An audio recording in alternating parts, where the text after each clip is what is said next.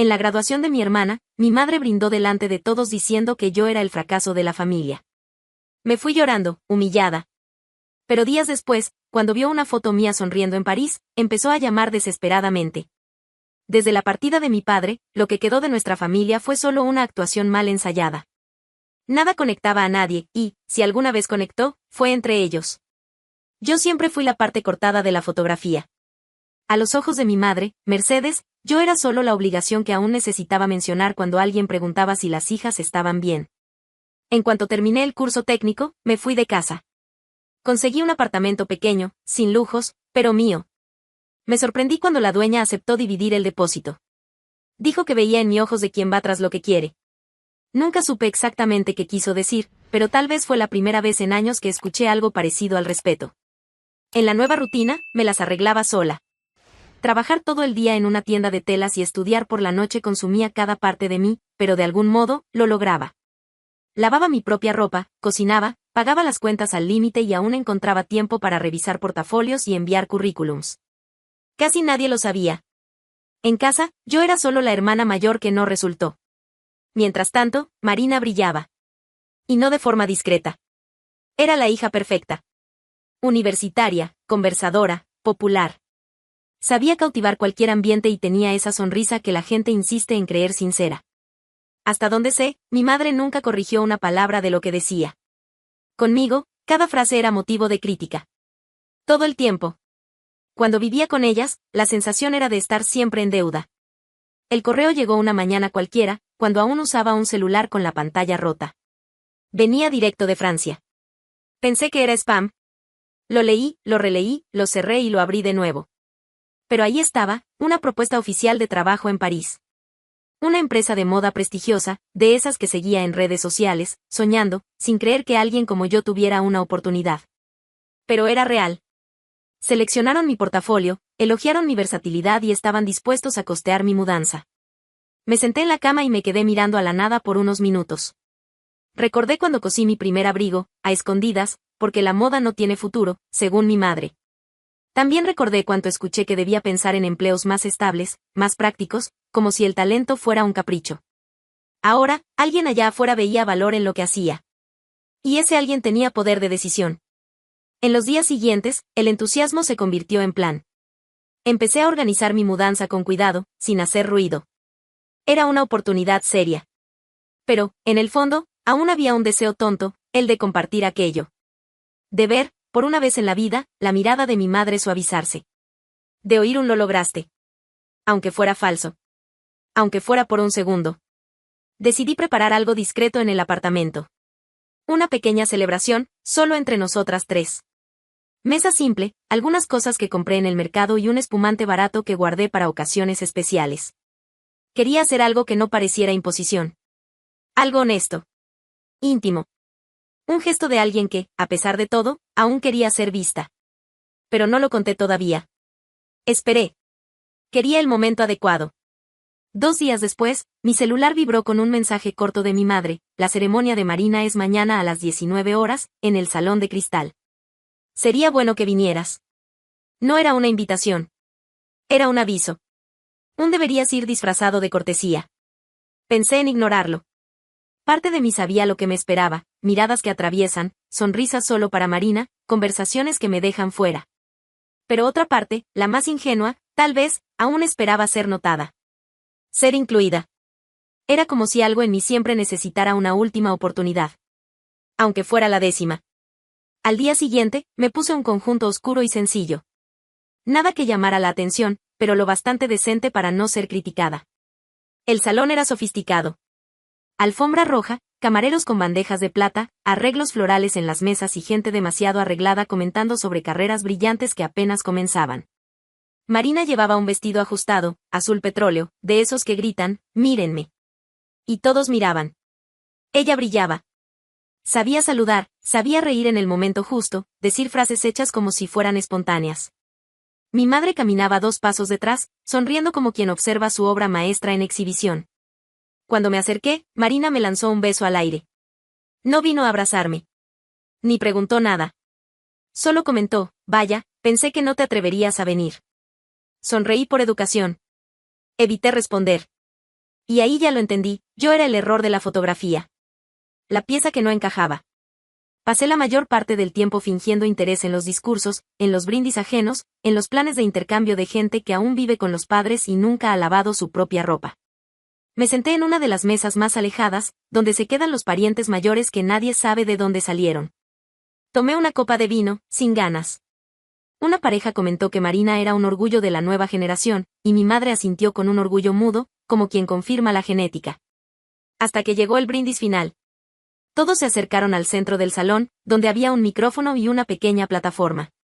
Llamaron a Marina para dar un discurso. Aplausos.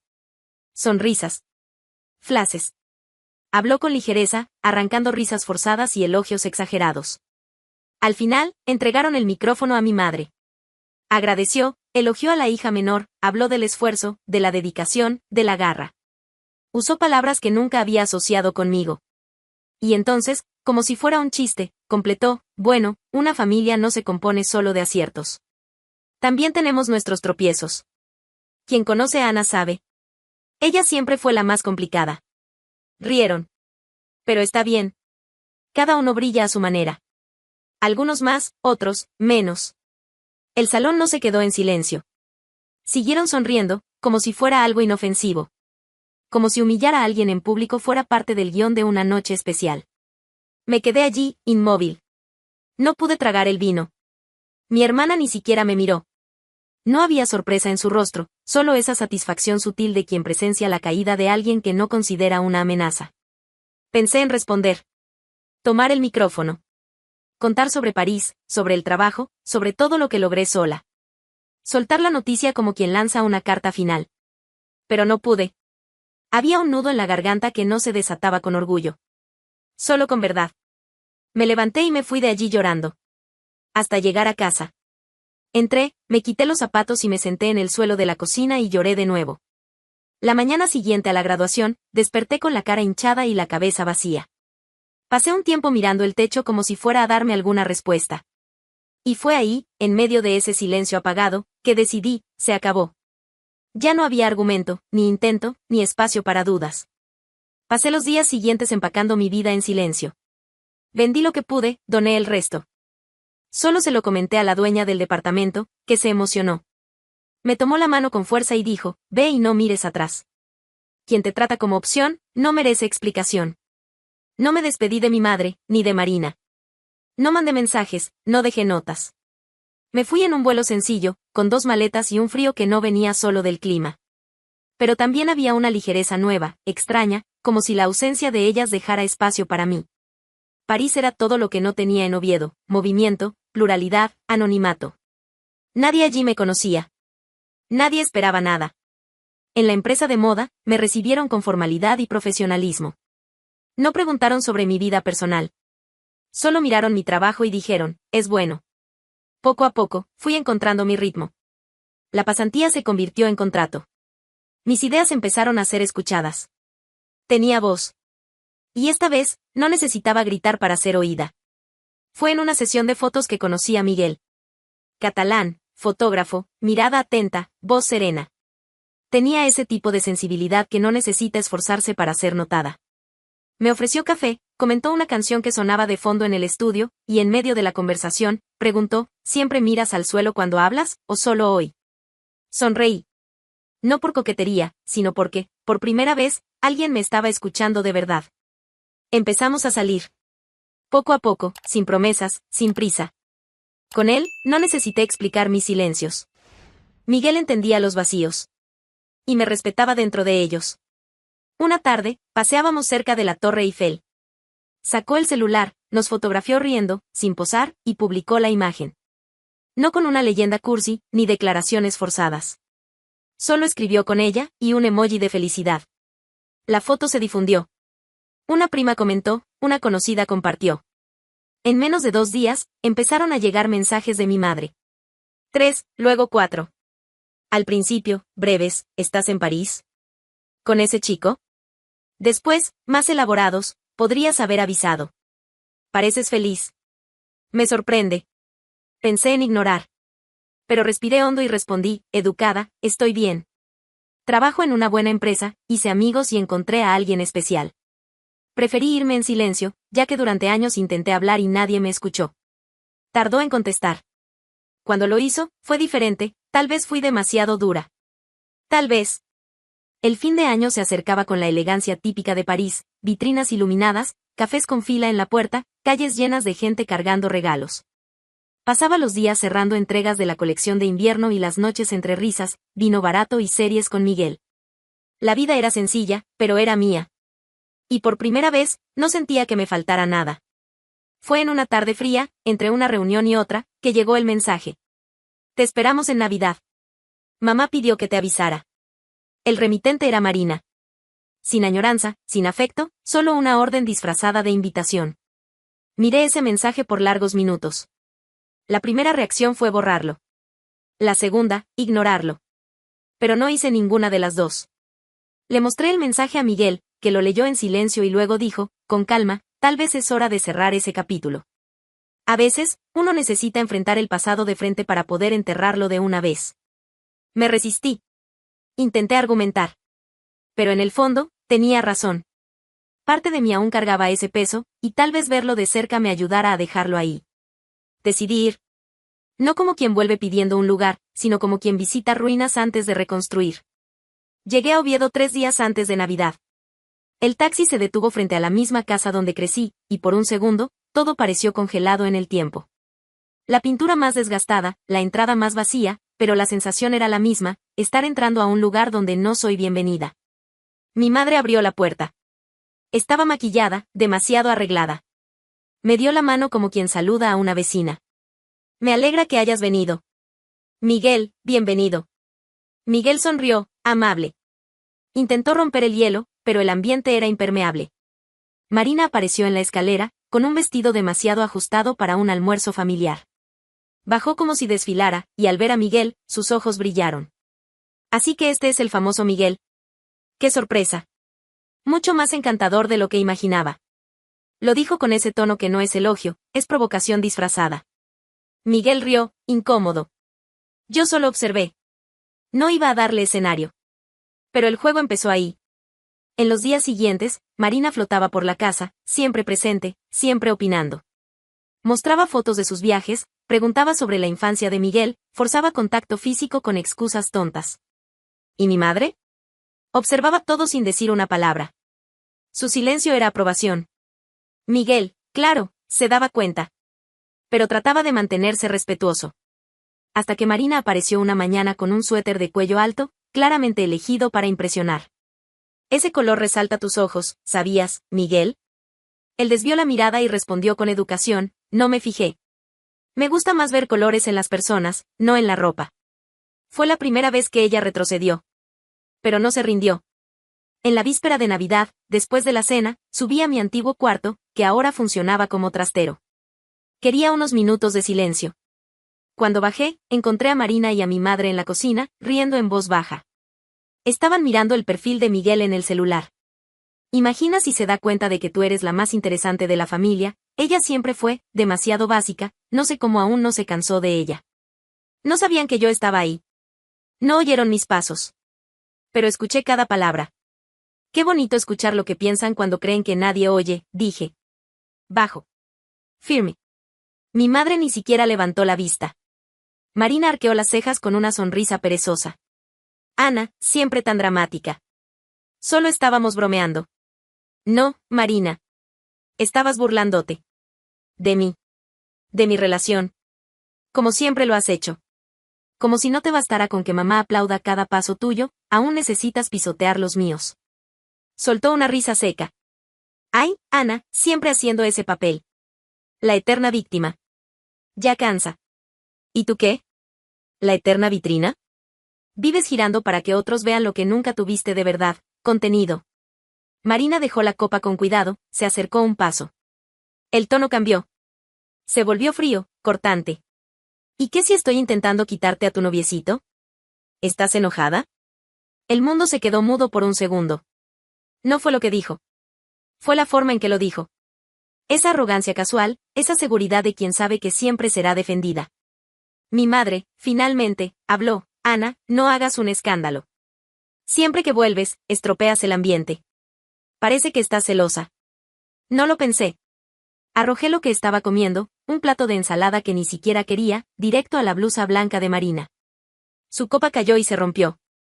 El sonido del vidrio estallando pareció tímido comparado con lo que vino después. Respeto. Yo merezco respeto.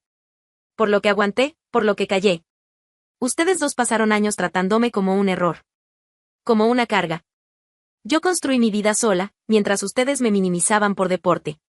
Mi madre se levantó despacio. Siempre exageras todo. Siempre fuiste demasiado sensible. ¿Sensible?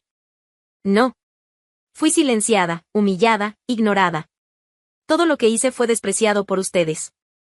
Mientras que Marina podía hacer lo que quisiera, podía equivocarse, mentir, provocar, y aún así, era llamada un ejemplo. Marina cruzó los brazos, sarcástica. Y al final, mírate. Gritando. Dramática. Sola. Como siempre. Miguel apareció en el pasillo. Había escuchado todo. Me miró en silencio, luego pasó su brazo por encima de mis hombros. Vámonos, dijo. Mi madre hizo un intento de acercarse. Ana, no. Basta. Quédense con sus apariencias, sus brindis y sus chistes. No vuelvo más. Y esta vez es para siempre. Tomé mis cosas y me fui con Miguel sin mirar atrás. Nos fuimos a un hotel. Silencié las notificaciones, abrí el celular y fui directo a las redes sociales. Bloqueé a mi madre. Bloqueé a Marina. Sin carta de despedida. Sin justificación. Al final, pasamos la Navidad allí mismo en el hotel, irónicamente de la misma manera que si me hubiera quedado en París, solo él y yo. A la mañana siguiente, volamos de regreso a París. Yo sabía, esa casa nunca fue mi hogar. Y nunca más lo sería. Después de que volvimos de Oviedo, la vida siguió. Pero con otro ritmo. Dentro de mí, todo parecía más liviano, no porque el dolor hubiera desaparecido, sino porque por fin estaba afuera. Había salido de la casa de mi madre con la certeza de que no regresaría. Y cumplir esa promesa me liberó de un peso que cargué durante años sin darme cuenta. Miguel respetó cada uno de mis silencios. No preguntó qué sentía. Solo estuvo. Comenzamos a vivir juntos algunas semanas después del viaje. No hubo propuesta oficial, ni flores. Solo un comentario en medio de la cena: ¿crees que ya es hora de elegir una mesa de verdad? Nos reímos. La que usábamos era de plástico, heredada del antiguo inquilino. Al día siguiente, compramos una nueva.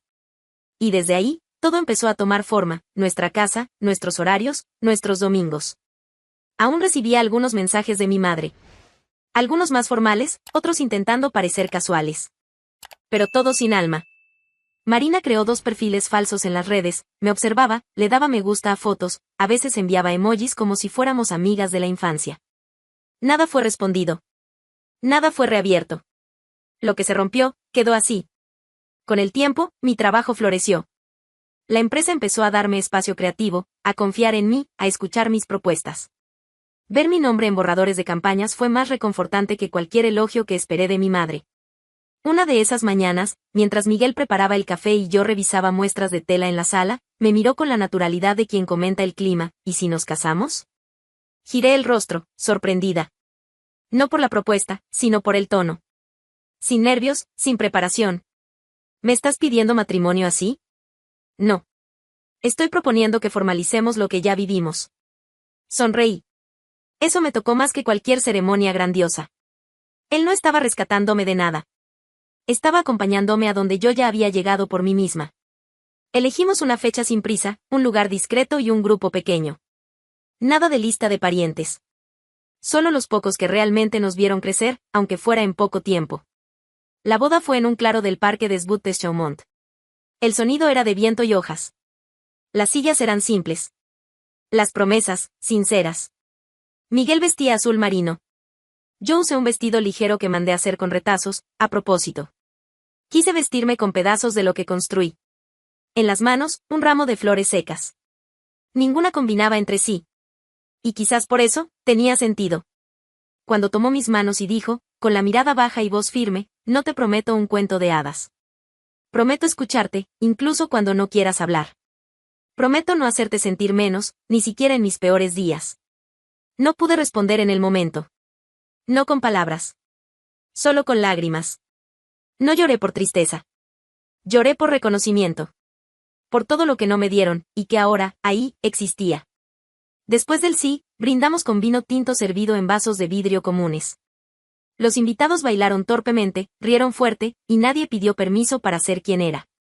Al final del día, sentados en el suelo, Miguel me preguntó, ¿valió la pena dejar todo atrás? Miré al cielo, aún claro por la tarde, y respondí, sí. Porque atrás no había nadie esperándome. Solo ausencia. Y aquí, hoy, tengo hogar. Tengo nombre. Tengo lugar. Hoy, cuando me miro en el espejo, veo a alguien entera. No porque me haya casado, sino porque finalmente entendí que nadie necesita sangrar para ser notado. Y que el amor verdadero nunca exige sacrificio constante. Acompaña. Construye. La mujer que fui alguna vez, aún vive aquí. Pero ahora, con cicatrices limpias. Cicatrices que cuentan, no que suplican. Y cuando despierto al lado de Miguel, con los pies entrelazados bajo la sábana y el mundo comenzando allá afuera, pienso, familia es eso. Es quien se queda cuando todos los demás ya se fueron. Ana pasó toda la vida intentando ser vista por quienes nunca quisieron mirarla. Cuando finalmente dejó de insistir, descubrió que merecía mucho más que migajas de afecto. Su historia no es solo de dolor, es de coraje, reconstrucción y libertad. ¿Y tú? ¿Alguna vez tuviste que alejarte de alguien de tu propia familia para encontrar paz? Comparte con nosotros en los comentarios. Tu historia puede tocar a alguien que también está intentando liberarse.